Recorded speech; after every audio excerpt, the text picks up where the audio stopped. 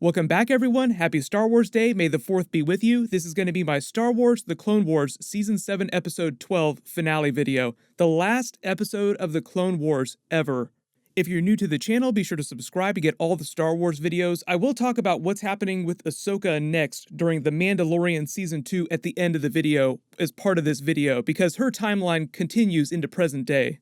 But careful for spoilers for the episode. If you haven't seen it yet, we'll do top 10 WTF and Easter eggs as we go along. Starting with number 10, the title of the episode, Victory in Death. So this refers to a lot of different victories and a lot of different deaths. A lot of people died in the days after the end of the war. The Republic's victory in the war against the Separatists, they won the Clone Wars, but also on the bad side of that, the Emperor's victory against the Jedi. He was able to turn Anakin Skywalker and strike down the Jedi. Remember, the movie is called Revenge of the Sith, so this sort of overlaps with the ending of Revenge of the Sith. I'll talk about that as we work through the video too. But when you're talking about the deaths, you have the deaths of the clones during this episode, you have the deaths of the Jedi Order, and the metaphorical death of the relationship between Anakin Skywalker and Ahsoka. Even though Ahsoka did not know that Darth Vader was Anakin Skywalker till later in the timeline, she knows something terrible happened, that Anakin did something, she sensed that through the Force, but she doesn't know everything yet. It's very seldom that a TV show can stick the landing, but I feel like they did an amazing job with this series finale. I feel like this is exactly what I wanted from this series. They could just package these last 4 episodes and air them as a movie by themselves, or you could do the super cut with Revenge of the Sith, like a 4-hour cut of that movie, adding in this footage where it fits in the timeline. You could also take the victory reference in the title as a reference to Darth Maul's victory as he's able to escape again. We knew he was going to survive because he doesn't die till way later in the timeline anyway. The music at the beginning of the episode sounded familiar. It sounded a lot like Padme's funeral march when she was being buried at the end of Revenge of the Sith. I think that was to help place you in the timeline, like when is this taking place relative to the ending scenes of Revenge of the Sith. I think the timeline goes like this. As the ship is crashing, it's while Mustafar is happening and Darth Vader is almost killed by Obi-Wan Kenobi, then the final ending scene of him landing on the moon amidst the wreckage searching for any survivors is happening maybe like a week or so after he becomes Darth Vader. So not a whole lot of time goes by between the beginning of the episode and the time jump at the end when Darth Vader shows up. But number 9, Ahsoka and Rex vs. the clones, the episode itself picks up in the moments that the last episode ended, as the clones are trying to bust into the medbay. Ahsoka still isn't ready to kill the clones. There's a lot of her compassion that comes through in the episode, even though Rex is like, look, they're all gonna die trying to kill you. They don't care that they used to be your friends, but Ahsoka stands fast. She's like, no, I'm not gonna kill them if I don't have to. They wind up dying anyway under tragic circumstances because of the crash, but she's determined that they won't die by her hand. So they just do everything they can to stun them as they make their way to the hangar bay. Rex is still a little surprised that she let Darth Maul out. Like, wait a minute, what did you do to Darth Maul? Who, number 8, winds up destroying the hyperdrive to just keep them from going back to the Republic space so that the Emperor won't be able to recapture him. He wants to do everything he can to survive, and that means staying as far away from the Emperor and Darth Vader as possible. He only knows that Anakin has become his master's new apprentice. He was able to sense the same things that Ahsoka was able to sense through the Force. It's a great scene, and I love their reaction later. Wait a minute, what are you saying? The hyperdrive? It's completely gone? There's a clever reference to A New Hope when they say they're caught in the moon's gravitational field. It's just a clever reference to the Death Star, when for just a hot second during A New Hope, they think they've been caught in the gravitational pull of a small moon, which is no moon at all, but the Death Star itself. Based on the timeline of the prequels, they started constructing the Death Star around Attack of the Clones, so it's actually been under construction for a long time in secret when Revenge of the Sith is happening. Then number 7, Ahsoka's plan to escape without killing all her former friends and allies. They have another talk before they enter the shuttle bay too. Rex starts crying, saying that these are all my brothers, but they're gonna die trying to kill you. You have to do something about this. Then we find out that her actual plan is just to pretend like he's going to turn her in just to stall them till they can find a way to make their way to that ship.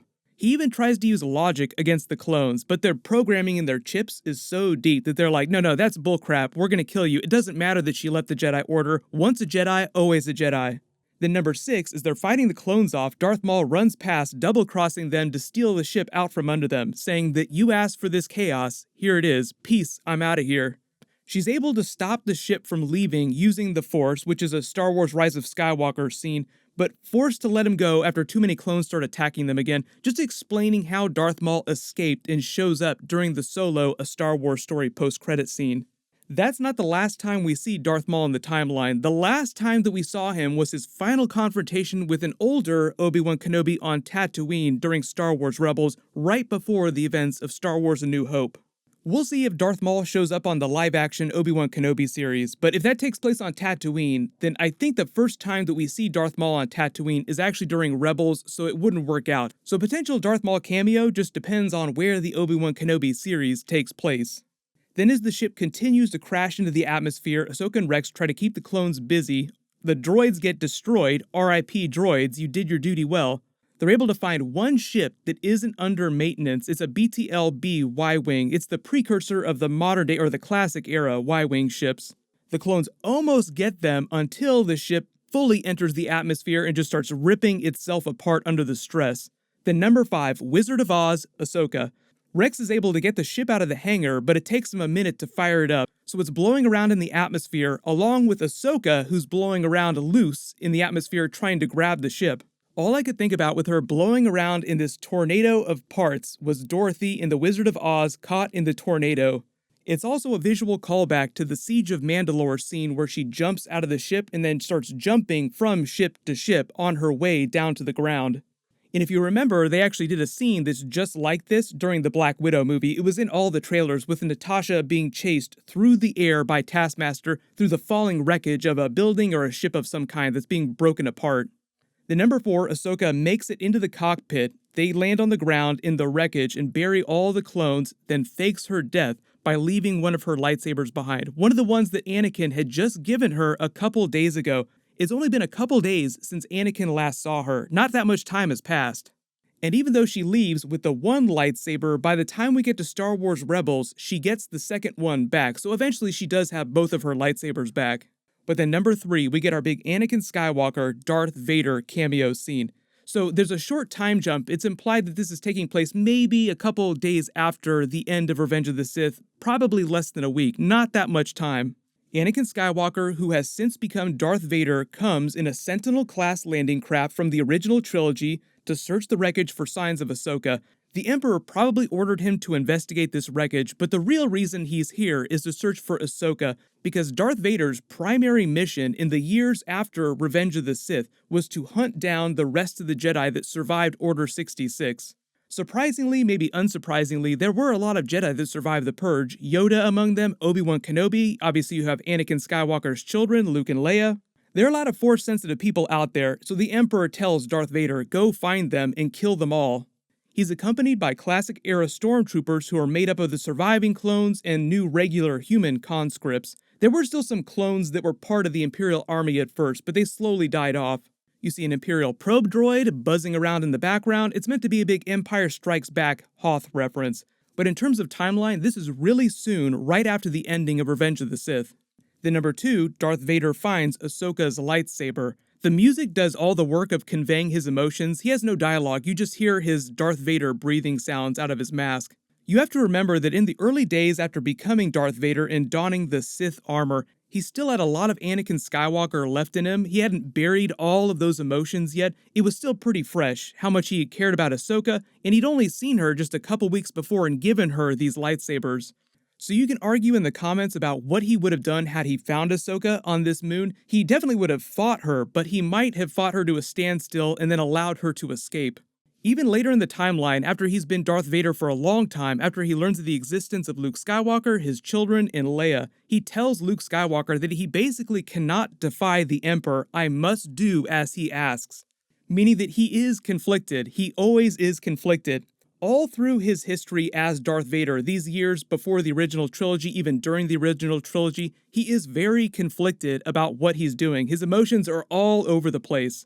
So you can just feel the sadness in the air when he ignites her lightsaber, then looks up in the sky like he's wondering whether or not this is fake and she survived. Maybe he's hoping that she survived. They did have a confrontation later that I'll talk about in a second too, during Star Wars Rebels. But he deactivates the lightsaber and you see him walking away in the reflection of the clone trooper helmet painted orange to look like Ahsoka's face. The music was fantastic while this is all happening. So number 1, WTF. What happens next, and what's going on with Ahsoka and The Mandalorian Season 2? So if you want to get into the details for what happens with Darth Vader and Ahsoka right after this moment, there is an Ahsoka book that they wrote about her early years after the events of the prequels. All of Anakin Skywalker's early years as Darth Vader are covered during the newer Darth Vader comic book as he's going around the galaxy on the orders of the Emperor. It's also important to remember that when this is all happening right here at the end of the episode, Ahsoka still doesn't know that Anakin had taken the Darth Vader identity. That doesn't happen until way later in the timeline, and they didn't have their next direct confrontation until the events of Star Wars Rebels: Twilight of the Apprentice. Ahsoka.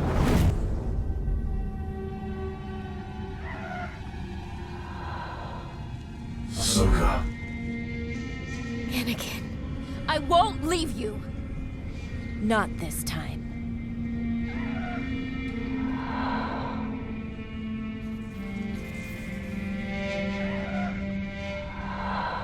Then you will die.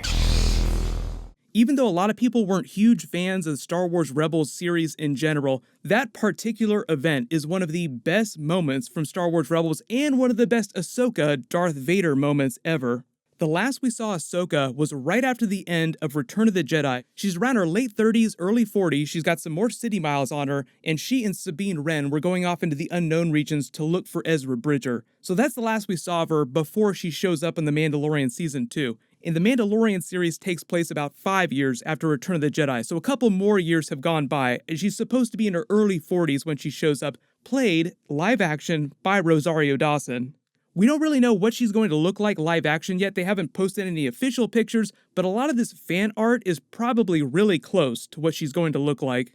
Everyone post all your favorite moments from the Clone Wars, either from this episode or from the series in general. I'm not expecting them to do any more Clone Wars episodes, but I do think that they will do another new animated series soon. Dave Filoni is one of the executive producers on The Mandalorian as well, so he does a lot of Mandalorian stuff, which is why Ahsoka is probably showing up on that.